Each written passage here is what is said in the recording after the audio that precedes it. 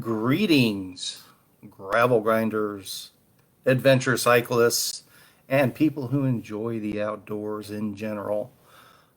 Welcome to what is a very, very special edition of Spinistry Chat. I am your race host, Kevin Lee with Spinistry. Today we're going to go over the Crazy Train Gravel Chase final-ish results. We'll go more in depth on this. We'll give a quick overview of what the intent of the event was, how the structure was laid out, what we were trying to accomplish. On the front end, we will definitely show those final results, and participants will be seeing the final results in an email as well. Please don't ask questions or give comments without reviewing this video and listening to the explanations of things. This is definitely a different way to go about bicycle racing, but the too long didn't watch, didn't listen version is this. The concept worked amazingly well. A few little tweaks we need to make in the formulas and adjustments. We expected those. This was a dry run of the concept, and I couldn't have asked for it to go better than it actually did. So, quick overview of what the Crazy Train Gravel Chase was. Think of it as when you're a kid and racing bikes with your friends or doing running races with your friends, and maybe you're the fastest kid on the block and you have to give a head start to everybody for them to be able to race you. This was generally the same concept. The clock started at the same time for everyone, 7:30 a.m. That was every distance. And the slower riders went out first, followed by the medium riders, followed by the fastest riders. And it was on the faster people to try to reel in the slower people. Lots of calculations go into this to try to even the playing field. The general idea was that everybody should finish around the same time, assuming that they properly categorize themselves from the get-go. So we'll do a quick overview of what the different groups were. We definitely had a beginner group, had a lot of beginners out there, first time on gravel. Thank you all for joining us. We had a very solid non-competitive at both the 36 and 62 mile groups. Non-competitive, so they weren't racing for time. They were just out there enjoying the gravel and the after party. And we definitely love to have those folks as part of our crew. Then we do start shifting into the competitive side of things. Basically, we had a 100-mile race, a 62-mile race, and a 36-mile race. And each of those were broken into different starting times based on the timing difference that it should take a 12-mile-an-hour average rider to finish, 14, 16, 18, and potentially 20-mile-per-hour riders as well. We built in a timing handicap, so the slower riders would all take off at 7:30, followed by the 14 mile an hour, et cetera, et cetera, et cetera. This was the basic schedule that we went with for those splits when we launched the different groups. It's not precise. We fudged it 30 seconds here and 20 seconds there to try to combine start times that were close together. Again, we'll go more in depth on some of that detail breakdown at that point. Give you a quick glance at the actual final results. So we're going to show the final results right now for each of the distances, and then we'll go into an explanation of how those results were derived and why we used the methodology that we did. But it doesn't mean that we're done. Again, this was the first test of this concept, of this format. We know we'll be making some adjustments from what we experienced this time around, and it'll probably be an ongoing process. But without further ado, here is our 100-mile race. Final results based on points, not time, based on the points. And we'll walk through it a little bit more in depth after we do the snapshot of the rankings based on points. So this column over here, sorry, I'm not in the actual Excel spreadsheet. This is a static version. Total points. So this is what final results were derived from. When you see these colors in here, we'll give an explanation of what all the different colors designate. But basically, when you see blue, that's an award winner of some sort. We'll go more in depth with that. And then this pink over here is our top female for the distance. We'll go more in depth on that as well. So that's the snapshot view, final results based on points for the 100-mile crazy train. Here's the 30, and we're going in order of smallest field to biggest field, just trying to simplify the process a little bit. Here's the 36-mile group with their final results. Again, when you see something in blue, that's an award winner for the various awards that were given out.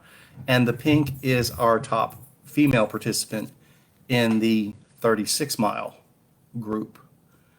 And now the 62-mile crazy train, again, based on points. When we go in depth on how the calculations were derived, we're actually going to give examples of more traditional racing results using the same structure. And we'll show you how those pieces do tie together with the head starts and things like that. So here's the 62-mile, obviously a larger field. Again, in blue, that's our, across the top is our overall points leader in 62-mile. These other smaller blues are other awards. We'll go more in depth. And then Mo Ecker with the top female performance for the 62-mile crazy train. So for the participants or people that are looking at our original post with just the results, and now if you're watching the video, you've seen these results. People that are just watching the video, you're getting a snapshot. Here's the results that we generated. Now we're going to go a little bit more in depth on how those results were generated. The first tool I'm going to touch on, though, is our time gap calculator and our cutoff calculator for various things. So it's a basic Excel workbook, formula, whatever you want to call it. This upper left-hand corner, I just put in the distance that we're doing, and then it tells me that for 100 miles, somebody averaging 20 miles an hour should be able to do that in 5 hours. 18 miles an hour, 5 hours, 33 minutes, 20 seconds. 16, 6:15. 14 miles an hour, 7:08:34, and then 12 miles an hour, 8:20. So that helped us determine our gaps for each of those groups. So if the 12 mile an hour racers in the 100 miler started at 7:30, that would be at 0. For a 20 mile an hour racer to catch a 12 mile an hour racer, they would need to give them a 3 hour and 20 minute head start. That's the simple math. There's a lot of variation into that. And obviously it didn't work out that black and white or cut and dried, nor did we expect it to. That's the reason for the points system that we created and the functionality of how it works. So now let's go to the results themselves and kind of show you how we derived them, the whys and the wherefores, and how it worked. So again, we're back to the 100-mile results. It's a smaller data set. So that gives a little wider discrepancy since we have a smaller sample size and things like that, but it gives us the easiest at-a-glance stuff to work with. So here are what we call our final results based on points. And Ben Sewell ended up with 20.8 points. What I'm going to do, I'm going to kind of walk through how the points themselves are calculated. Now, let's go through each of the categories. Rank is final ranking, bib number is bib number, last name, first name, gender, age. Those are all pretty self-explanatory. Categories, these are the speed categories. So we designated them as certain speeds at this point, but once we get a database of participants and people know who they ride with and how they compare to others, it's actually changed into a ranking by category number, but not like USA Cycling. That actually kind of goes the inverse. Basically, the ones are the slower group and the fives are the fastest group, and it moves up from there. All right.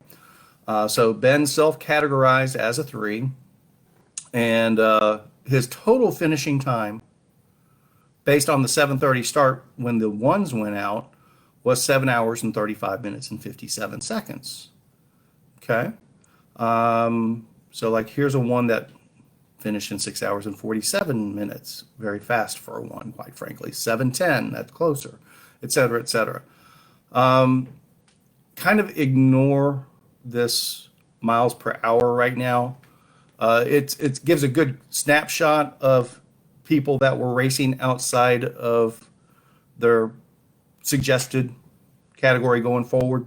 But please don't look at that as, we're not calling people sandbaggers or anything like that. It's just miscategorized racers is the best way to look at that right now. And Ben's in yellow, so he's in the safe zone there. He's in the safe zone. He was where he was supposed to be, and that helped with his points collection as well. So across the line, he actually finished fourth across the line of all the 100 milers. Rob Hernachek was the one who finished first of all the 100-mile riders. We'll go into more detail why Rob is not the points winner as we get further into this. Ben passed 6 racers in his category or that started before him, so that gave him 6 points.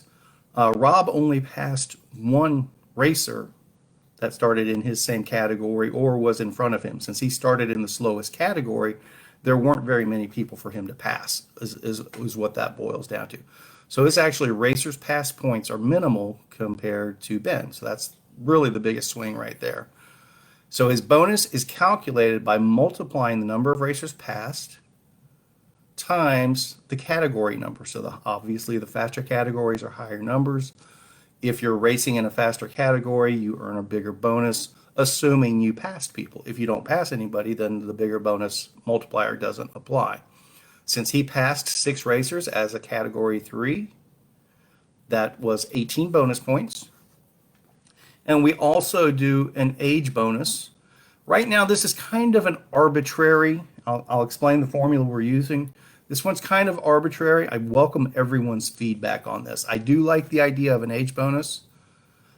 This one seems to work at the moment, but we don't have enough experience with it. If we're skewing too much with adding an age bonus, or if there needs to be more, I welcome y'all's feedback. But here's our basic formula. It is the participant's current age, and in this case, Ben's 53, minus 25, and then divide that by 10, okay? So essentially, if you're 25 or younger, you don't earn an age bonus. The assumption is that 25-year-olds are going to generally be the strongest riders. 25 to 28 is that's the wheelhouse of higher-end cyclists and physical capability, and those that have been around the block starting to get some experience, okay? Obviously, you start getting into the 30s, 40s, 50s. Experience is much higher, but just downright physical capability starts to wane a bit. So that's the skewing for the age bonus right now. So that gave Ben a total of 20.8 points based on this system, and that was the highest number of points. Now, over here in actual, this is the actual time each of these racers spent on the route, on the course, based on their starting time.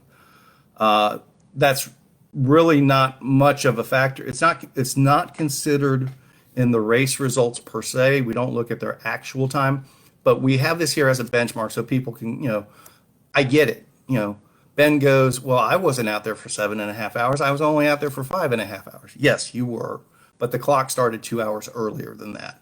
But also just for your own personal benchmarking and knowing how quickly or non-quickly you did your 100-miler and how you stack up in actual net time with other participants, you can use this. Now, where this does play a factor indirectly is in these calculations for categories. People were allowed to self-categorize. We knew that it would be a learning process. We're not penalizing people that put themselves in the wrong categories. We're not saying people sandbagged So please don't anyone turn this into that.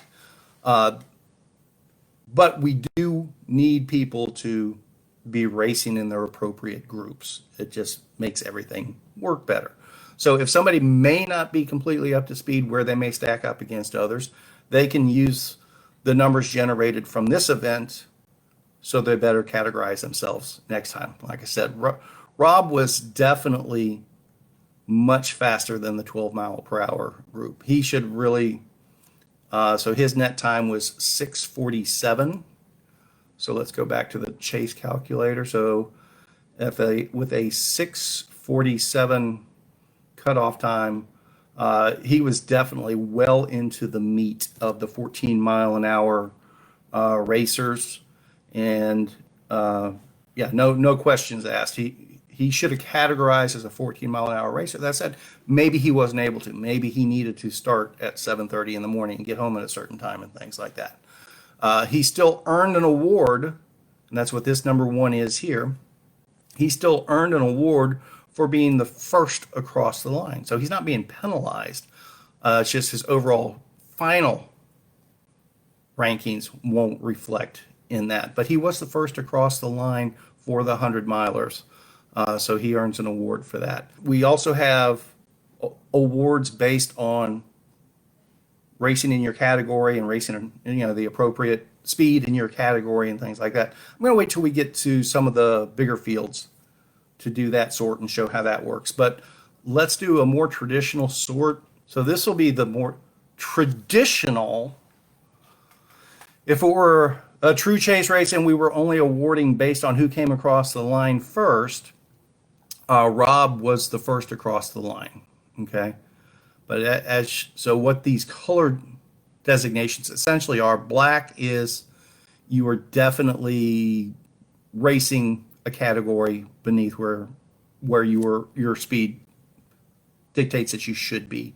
Red is very borderline and probably you should be into the next one.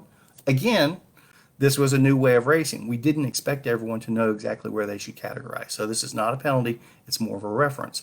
Yellow is you're safe, and green is you're right in that sweet spot of where you self-categorized is essentially the way it works out too. And this was completely our expectation for traditional finishing. Who crosses the finish line first? There's going to be people that are miscategorized that are going to come across first. That's just the nature of the beast. That's the way it's always going to happen. So we didn't want to give the points awards based on that.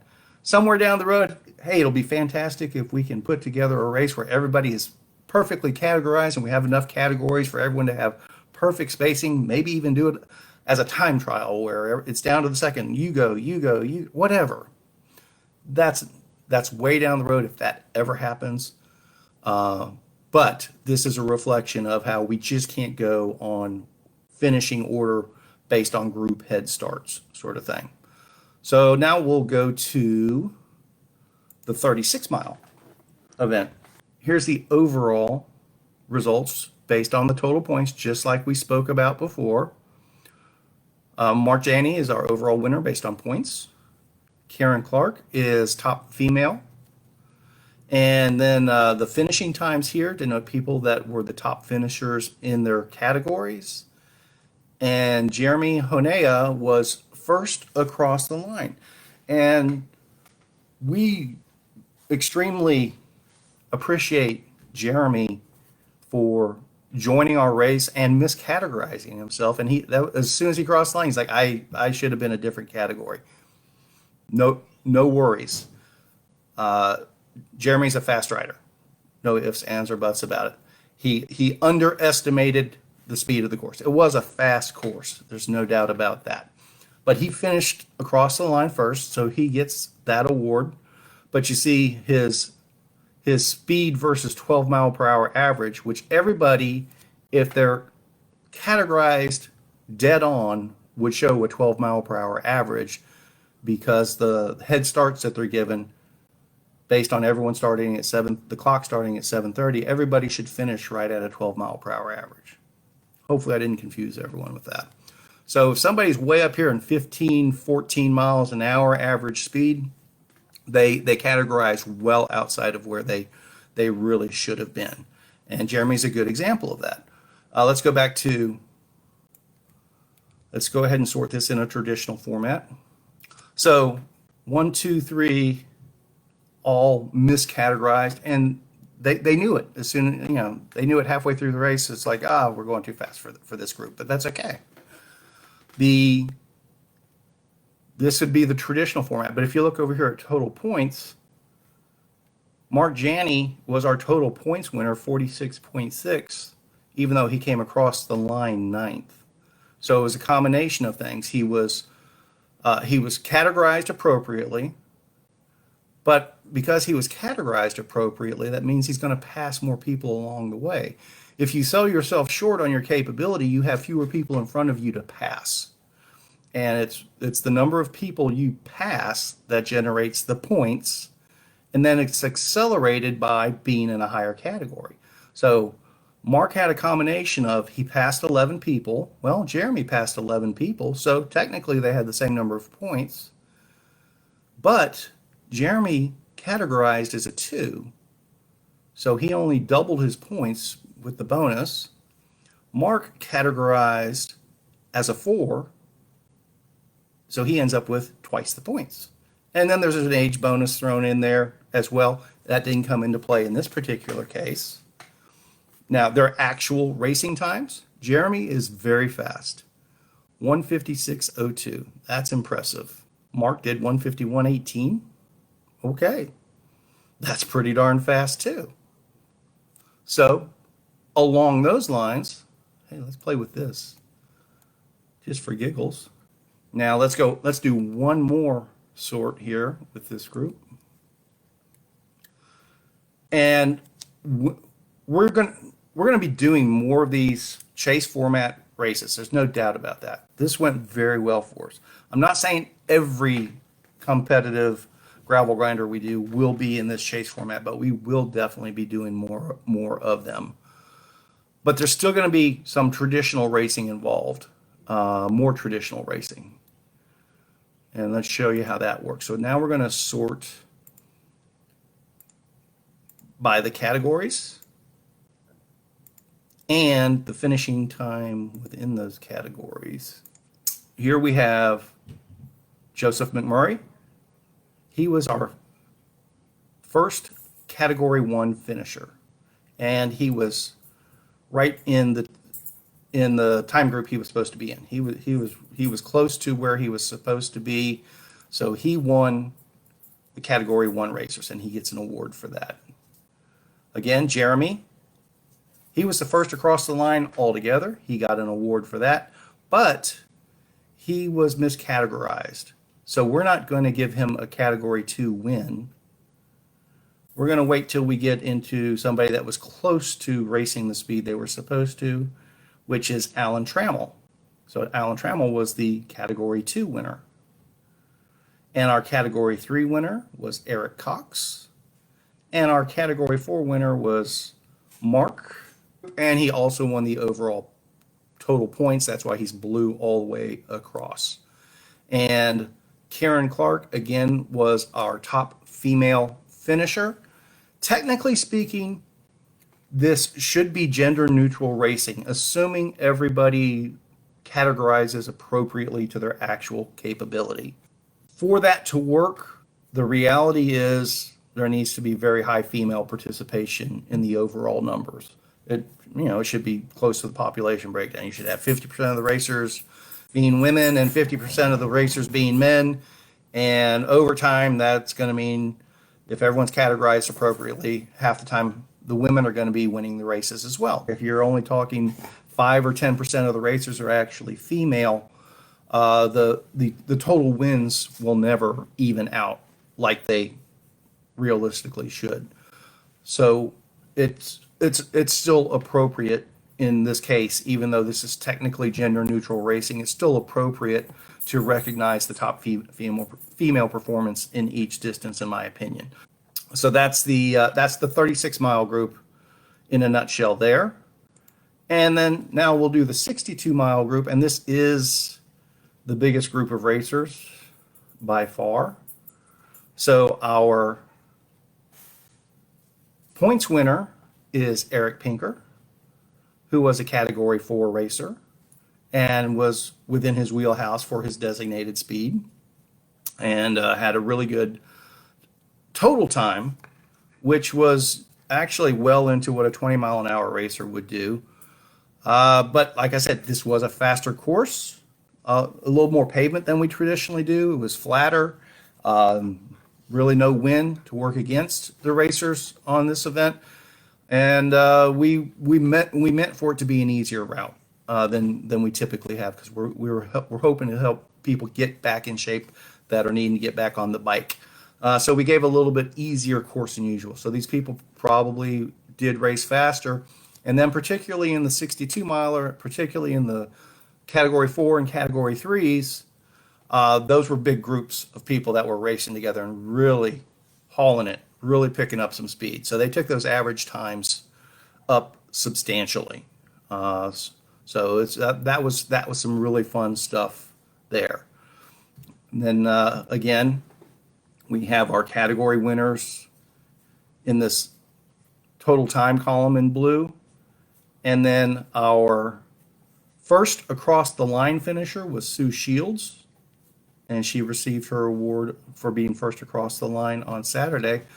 But once the points were totaled up and once the net times were accounted for, our top female was actually Mo Ecker. Okay, so she had higher points than Sue, but she also had a faster net time than Sue as well. Not to diminish Sue's performance at all. She was the first to cross the line, but she started in the 12-mile-an-hour group. I think, if I remember correctly, she was wanting to start as early in the day as possible. So, probably if she'd have started in the 14-mile-an-hour group, that's probably closer to where she would have been. But ultimately, Mo's net time was still quicker than Sue's. So we had some really good female performances in the 62-mile event. So that's the overview of those total results. We'll go ahead and, just for the sake of the exercise, we'll sort the 62 milers in the different ways as well. So the first sort we'll do is first across the line.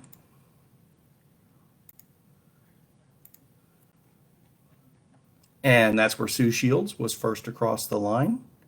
And this is how the other award winners kind of break up when you look at it just that way. And then we'll do a data sort by net time. So here's just our net fastest racers all together. And then we'll do a data sort by category and finishing time in that category. And so then our category ones, yes, Sue and Tracy were designated category ones that had faster times, but they were racing outside their appropriate category. So Nathan was the first person that was within that range for the self-designated category, so he won the 12-mile-per-hour group. Kind of the same thing for the category 2s. I think Brian was just on the outside of it. And that's why I was saying, don't look too closely at these numbers and color codings. I need to work on that adjustment a little bit. It's skewed, the faster you go, it's a little bit more skewed with my reds, yellows, greens. So that's on me. We'll work on that a little bit more. Category 3s, a little bit more of the same. We had to get down into Cameron Newton. Realistically, all of these other category 3s should have been racing 4s based on their actual performance. Again, it's not sandbagging because it's very hard to self-categorize. Now they have a point of reference for the next time around. And the biggest point of reference is going to be, we have their names, and we'll be able to use our Red River Riot participants and their results and so forth. And we'll be able to give a list. Well, here's here's people that are 1s, here's people that are 2s, 3s, 4s, 5s, etc. So if you're familiar with somebody and how you stack up against them and you see their name, you'll see if that's the right group for you to be in or not. Is kind of the idea. So that'll help with the self categorization going forward, and we'll have other tools to help with that as well. And so that's the by category. Now I bring this up once we get a few more of these under our belts and where people are definitely categorizing appropriately. We'll still be doing traditional awards ceremonies based on how you race in your group. And so like this group of threes here, let's say everybody was categorized appropriately. This is a good enough size group of racers that we could give a podium for the threes, first, second, third in that group for the 62 miler. And that would be a standalone award, but then the total, the overall winner for the 62 miler will be based on the points, sort of thing. That's a snapshot, a preview of what we're working towards. But one of the appeals of the chase format and the chase racing is to do the category racing like that. Obviously, you need larger fields. You need 10, 12, 15 racers in each category to justify doing a full podium. We don't design all of our events to be 300 or 400 people. We're perfectly happy a lot of the time to have smaller events with 75 or 100 people. This chase format actually allows faster racers that might, be available for that weekend. Somebody that races 20 miles per hour in a 100-mile race that normally wouldn't come out for a smaller event like that because they're just going to be riding by themselves the whole time because there's not a whole lot of other 20-mile-an-hour racers that join them that weekend. This gives them a carrot, a rabbit to chase sort of thing. They'll see the riders in front of them that they can try to reel in and chase down. Give a little bit more incentive along those lines, even when we're having smaller events with smaller fields and things like that. In turn, if it's just an event that is just 12-mile-an-hour racers only, this gives an appropriate way for those folks to duke it out amongst themselves as well. So that's the overview of the concept, the math, and how the formula is working currently. Again, we're very pleased with how things turned out.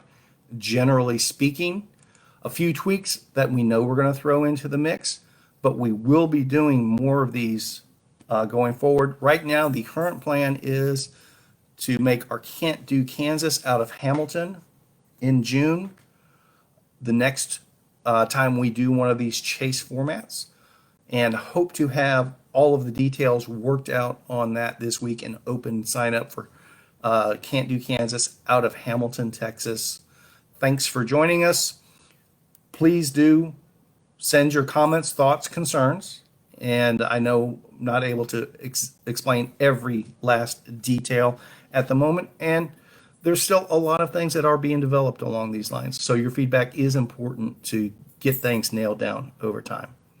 We'll talk again soon. Thanks for joining Spinistry Chat.